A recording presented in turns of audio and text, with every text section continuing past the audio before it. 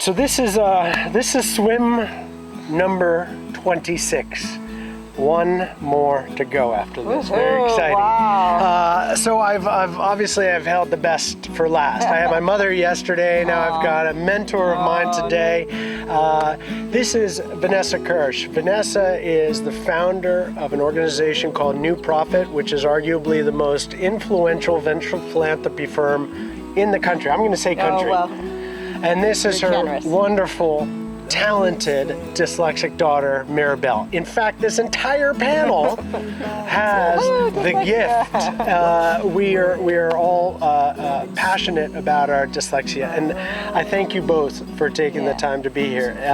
This means the world to me. I am so intrigued. The reason why I call you my mentor is because you have achieved everything I could dream of. You have incubated an arsenal of social entrepreneurs who are going out into the world and making quantifiable impact, systemic changes in a way that's going to leave the world a better place. Yeah.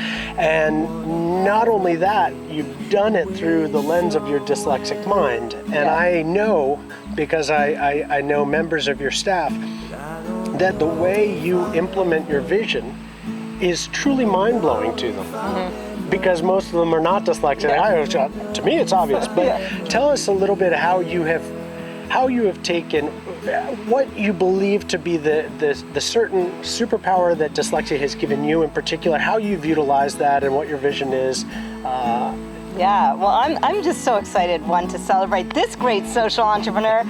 I go all over the world and literally took a year and traveled around the world to find the best social entrepreneurs, and I know them when I see them, and you're one of them. Oh, and thank you. And it is interesting, I have to say, that so many of those entrepreneurs are dyslexic.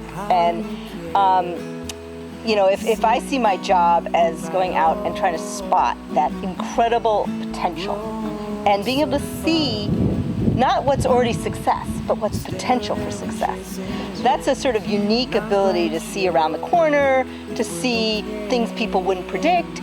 And I really I believe that came from my dyslexia. I mean, partly it was just living in school every day, sort of trying to think, how am I going to get through this English class, and how am I going to make it? And you sort of trying to see around the corner and trying to understand what was really going on, and just reading people. And that I've turned into a superpower for me in picking winning great ideas that are really scalable, that can change the world. Thank God that's what you've chosen to do, because that's an exceptional application for a gift that I am nodding in understanding. Not that I'm going to flatter myself and say that I have it, but I have a sufficient enough amount of it to recognize exactly what you're talking about. What I also find so inspiring is that you and I share a very unique relationship insofar as we've got highly talented, highly idealistic, young dyslexic offspring. Yeah. This is such a pleasure. You are the only one, your age bracket, and your age bracket is the one that NoticeAbility is going to be working with. Tell us, there are so many kids that have reached out to me who are your age, who have been saying that this swim and this commentary is an incredible opportunity to see their dyslexia in a different light. But I've been learning about my own dyslexia through your pride. Tell us, if you would, what your experience has been like. Well, in first grade it was really hard. My teachers didn't understand me, and I tried to explain to them, and frustrating. And then a few years later, my mom started her fund on dyslexia, and I was part of that. And after the first meeting, I had a whole new idea about what it was like being dyslexic, because I was in a room with all these dyslexic people, and everyone was excited about being dyslexic and was saying all these good things about it and how it was a superpower. And even though it's hard, at some points they make it easier eventually. After that, I wanted to help other people understand that. And even my little brother, whose name is Reese, came up to me one day and he said, "Maribel, I know dyslexia is hard. I don't want to exactly be dyslexic, but all the cool people are dyslexic, and dyslexia sounds so much fun." And what I love about that, Dean, is that my generation, dyslexia was you wouldn't talk about it, and they'd take us into dark rooms and sneak us out of our classrooms and stuff. And it was it was humiliating to be dyslexic, and to see already in one generation, because those of us who were dyslexic in our era, have started to become empowered and speak about it, and our kids, we're just showering them with the confidence to say, you're lucky, and we can tell you all the great people who have been dyslexic, and to see that my son, who doesn't know yet, he's barely reading, wants to be dyslexic is just a whole new world order.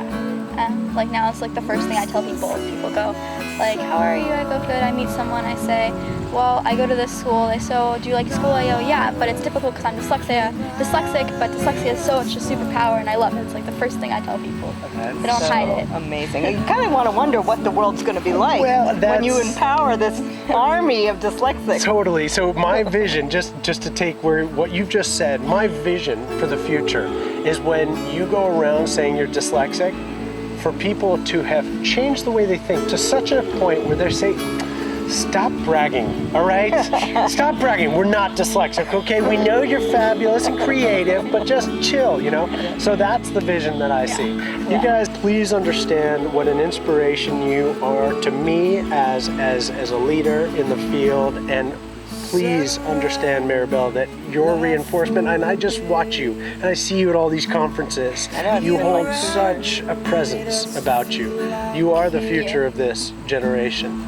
You understand that. Not to put too much burden on you. I'll make an army of dyslexics. There, done. Yeah, and what you're doing, and what you're doing, which is to give the tools to middle school students so that they can, we're lucky because we reached out to this one and that one and that one, but we have to get it to every school in America and across this country so that it's widely held. So I believe what you're doing is really, really important to that movement.